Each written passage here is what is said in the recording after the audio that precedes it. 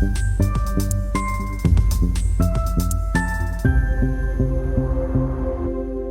this module, you will learn about Fleming's left-hand rule, Fleming's right-hand rule. In Fleming's left-hand rule, when a current-carrying conductor is placed in an external magnetic field, then the conductor experiences a force perpendicular to both the direction of the field and to the direction in which the current is flowing. Whereas, in Fleming's right-hand rule, whenever a conductor is forcefully moved in an electromagnetic field, an EMF gets induced across the conductor. If the conductor is provided a closed path, then the induced EMF causes the current to flow. It's important to remember that these rules don't specify the magnitude, rather, they indicate the direction of the three parameters. Now, let's try to visualize them in our hands one by one. Fleming's left-hand rule.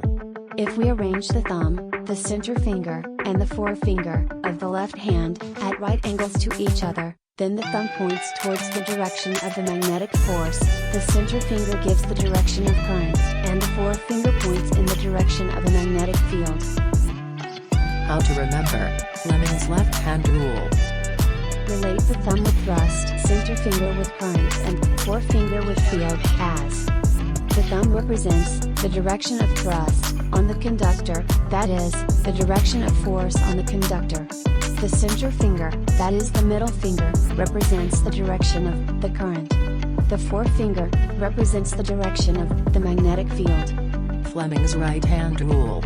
According to this rule, if we stretch the thumb, forefinger, and center finger of right hand in mutually perpendicular directions, such that the forefinger points in the direction of magnetic field, and the thumb is along the direction of motion of the conductor, then the center finger will point towards the direction of the induced current.